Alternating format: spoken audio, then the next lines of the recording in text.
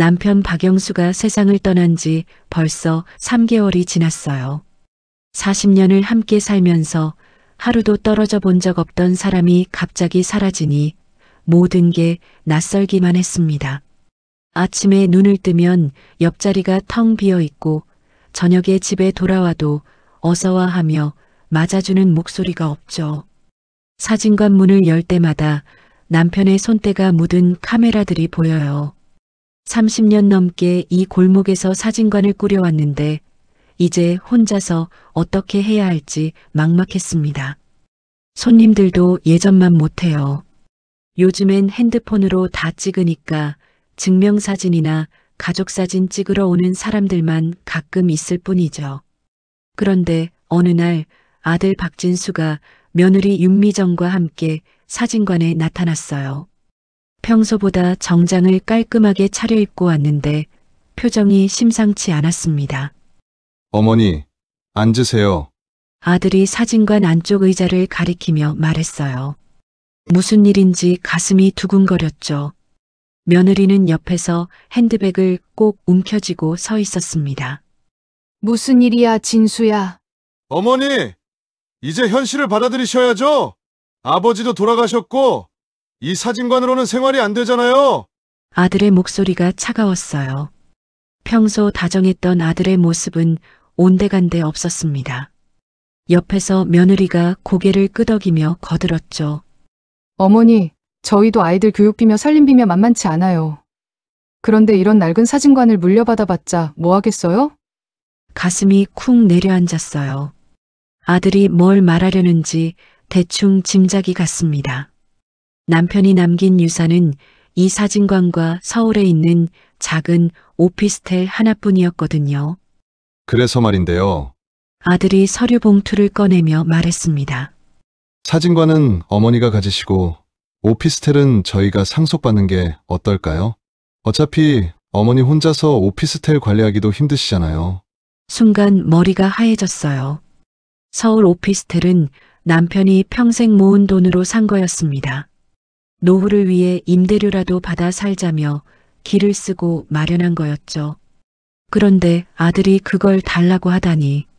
진수야, 그 오피스텔은. 어머니, 생각해 보세요. 저는 대기업 과장이에요. 앞으로 승진도 해야 하고 아이들 사교육비도 만만치 않고요. 이 동네 사진관 가지고는 미래가 없어요. 며느리가 끼어들었어요. 그리고 어머니, 요즘 같은 세상에 누가 사진관에 와요? 차라리 이 자리 정리하고 저희랑 같이 사시는 게 낫지 않아요? 같이 산다는 말에 잠깐 마음이 흔들렸어요. 하지만 그 다음 말을 듣고는 정신이 번쩍 들었습니다. 물론 방은 작지만 어머니 혼자 쓰시기엔 충분해요. 그리고 집안일도 도와주시면. 아, 이 사람들이 나를 뭘로 보는 건가 싶었죠. 무료 가사 도우미 정도로 생각하는 건 아닌지. 가슴이 답답해서 숨이 막힐 것 같았어요. 싫어! 내 입에서 나온 말에 아들과 며느리가 깜짝 놀랐습니다. 어머니, 뭐가 싫으시다는 거예요? 다 싫어. 오피스텔도 안 주고 너희 집에 가서 살 생각도 없어. 목소리가 떨렸지만 또렷하게 말했어요. 평생 착한 며느리, 좋은 어머니로만 살아왔는데 이럴 때가 아니면 언제 내 목소리를 낼 수 있겠어요? 아들 얼굴이 붉어졌습니다. 어머니, 그럼 어떻게 하시려고요? 이 낡은 사진관 가지고 어떻게 사시려고요? 그건 내가 알아서 할 일이야. 너희는 그냥 가. 며느리가 아들 팔을 잡아당겼어요. 여보, 오늘은 그냥 가요. 어머니가 화나셨으니까. 어머니, 다시 생각해 보세요. 이게 다 어머니를 위한 일이에요. 아들이 마지막으로 한마디 던지고는 며느리와 함께 사진관을 나갔습니다. 문이 닫히는 소리가 유난히 크게 들렸어요. 혼자 남은 사진관이 갑자기 너무 넓게 느껴졌습니다. 아니, 넓다기보다는 텅 비어 있다는 표현이 맞겠죠. 남편도 없고 이제는 아들마저 등을 돌렸으니까요. 의자에 주저앉아 한참을 멍하니 있었어요. 40년을 키운 아들이 이럴 줄 몰랐습니다. 물론 아들도 자기 가족을 위해 그러는 거겠지만 어머니를 이렇게 대하다니 가슴 한구석이 시려왔어요. 저녁이 되어서야 정신을 차리고 사진관 문을 닫았습니다. 뒤쪽 작은 방에서 라면 하나 끓여 먹으며 앞으로 어떻게 살아야 할지 생각해 봤어요. 오피스텔 임대료가 한 달에 80만 원 정도 들어오는데 그것만으로는 살기 힘들죠. 사진관 수입도 예전 같지 않고요. 하지만 포기할 수는 없었어요. 남편과 함께 일궈온 이 자리를, 아들이 탐내는 오피스텔을 그냥 넘겨줄 수는 없었습니다. 무엇보다 스스로 무너져 버리면 안 된다는 생각이 들었어요. 그날 밤 남편 사진을 보며 말했습니다. 여보, 우리 아들이 이럴 줄 몰랐지? 그래도 난 버틸 거야. 당신이 남겨준 이 자리에서 끝까지 살아볼 거야. 아들과 며느리가 다녀간 지 사흘이 지났습니다. 그날 이후 저는 밤마다 잠을 설쳤습니다. 눈을 감으면 남편과 함께 사진관을 꾸려가던 시절이 떠올랐거든요. 그때는 참 바빴습니다. 아침부터 밤까지 손님이 끊이지 않았고 사진관 불빛은 밤늦도록 꺼지지 않았지요. 이른 아침 카운터에 앉아 통장을 열어보았습니다. 잔고는 10만 원도 채 남지 않았더군요. 전기요금 고지서를 보니 이번 달도 밀려 있었습니다. 순간 아들의 말이 떠올랐습니다. 이렇게 버티다간 정말 길거리에 나앉는 건 아닐까? 마음이 흔들렸습니다. 그때 전화벨이 요란하게 울렸습니다. 여보세요. 어머니, 저예요. 아들의 목소리가 들려왔습니다. 며칠 전보다 한층 다급하게 들렸습니다. 사진관 말입니다. 생각 좀 해보셨어요? 아들아, 그렇게 서두를 일이니? 어머니, 현실을 좀 보세요. 요즘 누가 사진관에 옵니까? 다들 스마트폰으로 찍고 바로 뽑아 쓰는데요. 저는 잠시 입을 다물었습니다. 사실이니까요. 그래도 여기는 내 아버지와 내가 평생을 바친 곳이다.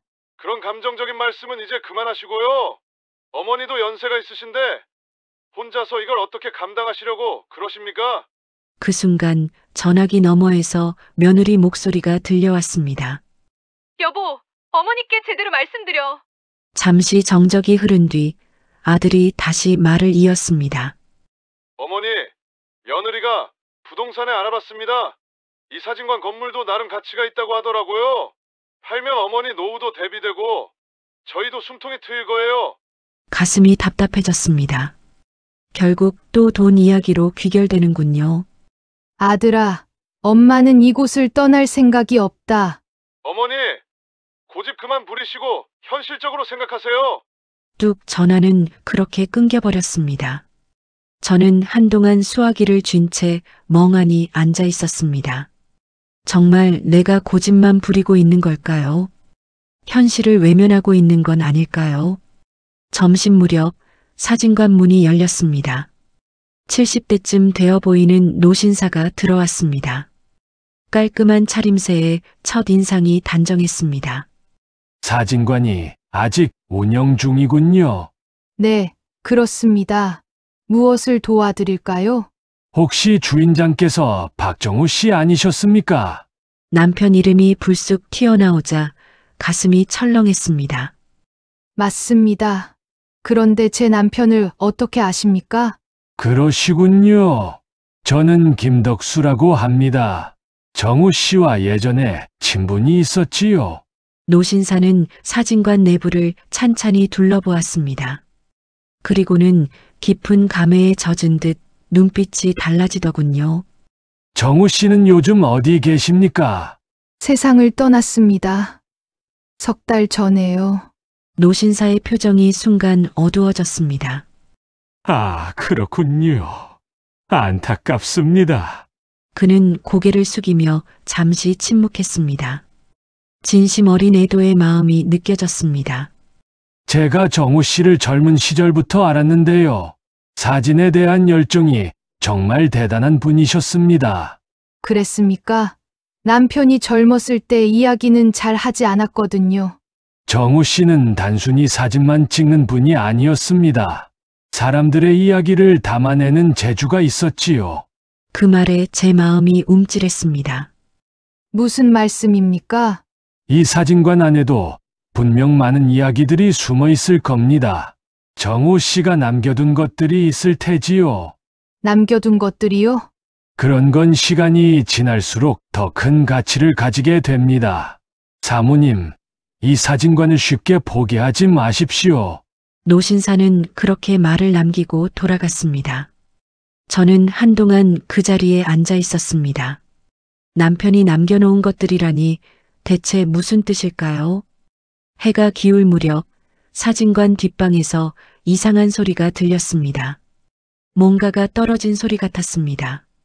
창고 문을 열자 먼지가 풀풀 날렸습니다. 어둠 속에 어른거리는 물건들 사이 구석에 쌓인 상자 하나가 눈에 띄었습니다. 분명 정리해둔 상자인데 어쩐지 살짝 열려 있었습니다.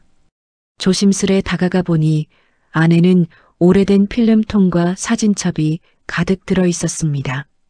그리고 눈에 띄는 노란 봉투 하나. 겉면에는 낯익은 글씨체가 보였습니다. 남편의 손글씨였습니다. 하지만 빛이 어두워 제대로 읽히지 않았습니다. 내일 아침 다시 와서 살펴봐야겠다고 마음먹었습니다. 혹시 노신사가 말한 그 무언가가 이 안에 있는 걸까요? 다음 날 아침 일찍 창고로 향했습니다. 밤새 궁금증이 머릿속을 맴돌아서 잠을 제대로 이루지 못했거든요. 창고 문을 열자 곰팡이 냄새와 함께 오래된 종이 냄새가 코끝을 스쳤어요. 어제 발견한 상자 앞에 무릎을 꿇고 앉았습니다. 손전등을 켜니 상자 앞 물건들이 선명하게 보였어요. 필름통 서너 개와 낡은 사진첩, 그리고 그 노란 봉투 말이죠. 먼저 필름통을 꺼내 살펴봤습니다. 라벨에는 남편의 글씨로 날짜가 적혀 있었어요. 1985년 4월, 1987년 10월. 모두 오래전 것들이었습니다. 그런데 이상했어요. 이 필름들은 현상하지 않은 상태더군요. 왜 남편이 필름들을 현상하지 않고 보관해뒀을까요? 평소 같으면 찍은 즉시 현상해서 손님들에게 건네주곤 했는데 말입니다. 사진첩을 펼쳐보니 더욱 놀라웠어요. 일반적인 기념사진이 아니라 사람들의 일상을 담은 사진들이 가득했거든요. 시장에서 장을 보는 할머니, 학교 앞에서 친구를 기다리는 아이, 공원에서 혼자 앉아 있는 중년 남성의 뒷모습까지. 이런 사진들을 언제 찍었을까? 혼잣말이 나왔어요. 정호 씨가 저 몰래 이런 사진들을 찍고 있었다니. 마치 사람들의 숨겨진 이야기를 기록하려고 했던 것 같았습니다. 그때 노란 봉투가 눈에 들어왔어요. 겉면에는 남편의 글씨로 이렇게 적혀 있었습니다. 영순이에게. 제 이름이었어요. 손이 떨렸습니다. 봉투를 조심스럽게 열어보니 편지 한 장과 작은 열쇠가 들어 있었어요. 편지에는 이런 내용이 적혀 있었습니다. 영순아, 만약 내가 먼저 세상을 떠나게 되면 이 편지를 읽게 될 거야. 내가 평생 모아온 것들이 있어. 단순한 사진이 아니라 사람들의 진짜 이야기들이지. 언젠가는 큰 의미를 갖게 될 거야. 가슴이 뛰기 시작했어요. 남편이 무언가를 준비해뒀다는 뜻일까요? 그런데 갑자기 사진관 앞에서 차 문 닫는 소리가 들렸어요. 급히 봉투를 품에 안고 창고에서 나왔습니다. 아들과 며느리가 또 왔더군요. 이번에는 표정이 더욱 심각해 보였어요. 어머니, 오늘은 확실히 정해야겠어요. 며느리가 단호한 목소리로 말했습니다. 미정아, 무슨 일이 그렇게 급하니? 어머니, 저희도 계획이 있어요. 아이들 학원비며 대출 이자며 정말 빠듯하거든요. 아들이 끼어들었어요. 어머니, 부동산 중개사가 이 건물 시세를 봤는데요. 생각보다 괜찮다고 하네요. 팔면 어머니도 여유 있게 사실 수 있고요. 아들아, 엄마가 여기서 나가면 어디서 살라는 거니? 원룸이라도 구해드릴게요. 관리비도 적게 나오고 편하실 거예요. 원룸이라니. 40년을 살아온 이곳을 떠나서 원룸에서 혼자 늙어가라는 말이냐? 어머니, 현실을 받아들이세요. 이 사진관으로는 도저히 생활이 안 되잖아요. 아들의 말에 할 말이 막혔어요. 사실이니까요. 요즘 한 달 수입으로는 전기요금도 내기 어려운 형편이었습니다. 그래도 여기는 너희 아버지와 내가 함께 만든 곳이야. 어머니, 감정에만 매달리시면 안 돼요. 아버지도 어머니가 고생하는 걸 원하지 않으실 거예요. 아들의 말에 눈물이 핑 돌았어요. 정말 제가 고집만 부리고 있는 걸까요? 두 사람이 나간 뒤 다시 창고로 갔습니다. 남편의 편지를 다시 읽어봤어요. 그리고 열쇠를 자세히 살펴봤습니다. 작은 열쇠였는데 어디에 쓰는 건지 알 수 없었어요. 사진관 이곳저곳을 살펴보다가 카운터 아래 서랍을 발견했습니다. 평소에는 잠겨 있어서 열어본 적이 없었는데 혹시나 해서 열쇠를 넣어봤어요. 딸깍 소리와 함께 서랍이 열렸습니다. 안에는 두꺼운 파일 하나가 들어 있었어요. 파일을 꺼내 펼쳐보니 깜짝 놀랐습니다. 남편이 찍은 사진들과 함께 신문기사 스크랩들이 정리되어 있었거든요. 그리고 맨 앞장에는 이런 글이 적혀 있었습니다. 우리 동네 사람들의 진짜 이야기. 언젠가는 세상에 알려져야 할 소중한 기록들. 파일을 넘겨보니 수십 년 동안 모아온 자료들이 빼곡히 정리되어 있었어요. 남편이 단순히 사진관을 운영한 게 아니라 이 동네의 역사를 기록하고 있었던 것입니다. 가슴이 벅차올랐어요. 노신사가 말했던 게 바로 이것이었군요. 남편이 남긴 진짜 유산은 돈이 아니라 이런 소중한 기록들이었던 것입니다. 이제 알겠어요. 이 사진관을 절대 포기할 수 없는 이유를 말이에요. 남편이 남긴 파일을 정리하고 있는데 또 전화가 울렸습니다. 아들이었어요. 어머니, 내일 부동산 중개사랑 약속 잡았으니까 그렇게 하세요. 진수야, 엄마는 팔 생각이 없다고 했잖니? 언제까지 이러실 거예요? 상황 파악 좀 하세요. 목소리에 짜증이 섞여 있었어요. 제 아들이지만 낯설게 느껴졌습니다. 다음 날 오후 아들과 며느리가 중개사를 데리고 왔어요. 50대 중반쯤 되어 보이는 남성이었습니다. 어머니, 김 실장님이세요. 이 지역 부동산을 잘 아시는 분이에요. 중개사가 사진관을 둘러보더니 고개를 끄덕였어요. 위치가 참 좋네요. 요즘 이런 상가 건물 찾는 사람들이 많아요. 그러더니 며느리가 말했습니다. 실장님, 얼마 정도 받을 수 있을까요? 글쎄요. 대략 2억 정도는 될 것 같은데요. 2억이라는 말에 아들과 며느리 눈이 반짝였어요. 어머니, 들으셨죠? 2억이에요. 이 돈이면 어머니 노후도 충분하고 저희도 아이들 교육비 걱정 없이 살 수 있어요. 아들아, 엄마는 돈 때문에 여기 있는 게 아니야. 그럼 뭐 때문이에요? 감정 때문에 이런 기회를 놓치시려고요? 아들 목소리가 점점 높아졌어요. 아들아, 목소리 좀 낮춰. 어머니가 고집만 부리시니까 그렇죠? 아버지가 돌아가시고 나서 이 사진관으로 얼마나 버셨어요? 한 달에 30만 원도 안 되잖아요. 가슴이 아팠어요. 아들이 이렇게까지 말할 줄 몰랐습니다. 며느리야, 너도 그렇게 생각하니? 며느리가 조심스럽게 입을 열었어요. 어머니, 저희도 어머니를 위해서 하는 말이에요. 혼자 계시기에 이런 큰 건물은 부담스러우실 텐데요. 부담스럽다니. 이곳이 제게는 전부인데 말이에요. 중개사가 나간 뒤 아들이 다시 말했습니다. 어머니, 딱 일주일만 시간 드립니다. 그때까지 결정 안 하시면 저희가 알아서 진행할 거예요. 뭐라고? 법적으로도 저희한테 권리가 있거든요. 어머니 혼자 결정하실 일이 아니에요. 법적으로 권리가 있다니.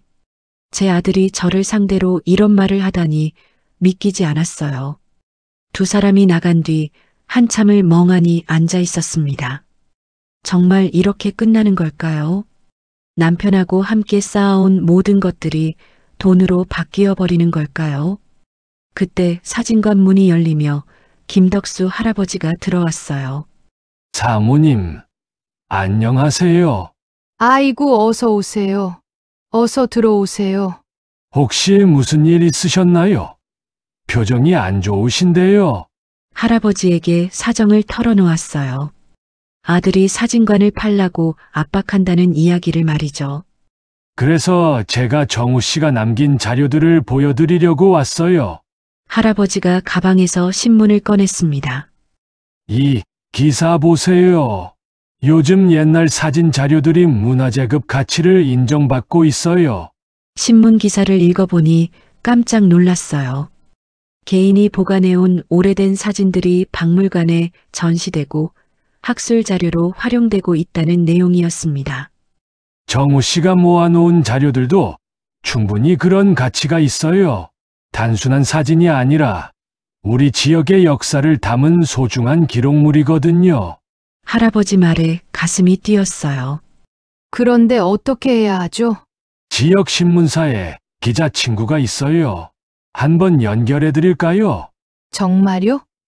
이런 자료들은 세상에 알려져야 해요.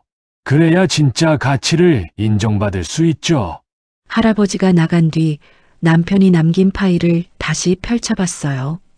수십 년 동안 이 동네에서 살아간 사람들의 모습이 고스란히 담겨 있었습니다. 이것은 돈으로 살 수 없는 소중한 유산이에요. 아들이 아무리 압박해도 포기할 수 없습니다. 전화를 들고 아들에게 연락했어요. 아들아, 엄마 결정했다. 어머니, 현명한 선택하신 거죠? 이 사진관은 절대 팔지 않을 거야. 어머니! 그리고 내 아버지가 남긴 자료들을 세상에 알릴 거야. 이제는 지키기만 하는 게 아니라 더 많은 사람들이 볼 수 있게 할 거다. 전화기 너머로 아들의 한숨소리가 들렸지만 상관없었어요. 이제 제 길을 가기로 했으니까요. 일주일 뒤 김덕수 할아버지가 약속한 기자가 사진관을 찾아왔습니다. 30대 중반쯤 되어 보이는 여성이었어요. 이민정이라고 자기소개를 하더군요. 안녕하세요. 지역신문 문화부 기자 이민정입니다. 어서 오세요. 차라도 한 잔 드릴까요? 고맙습니다. 김덕수 선생님께서 말씀해주신 자료들을 꼭 보고 싶었거든요. 남편이 남긴 파일과 사진첩을 꺼내 보여드렸어요. 기자가 한 장 한 장 넘겨보는 동안 표정이 점점 진지해졌습니다. 정말 대단한 자료네요. 이 지역의 30년 역사가 고스란히 담겨 있어요. 그런가요? 네. 이런 개인 기록물은 박물관에서도 찾기 어려워요. 특히 일반 사람들의 일상을 이렇게 세세하게 담은 건 정말 귀한 자료죠. 기자의 말에 가슴이 벅차올랐습니다. 정우 씨가 평생 해온 일이 헛되지 않았다는 생각이 들었거든요. 기사로 쓸 수 있을까요? 물론이죠. 이런 이야기야말로 사람들이 알아야 할 내용이에요. 며칠 뒤 신문에 기사가 실렸습니다. 제목이 인상적이었어요. 동네 사진관이 지킨 30년의 기억들.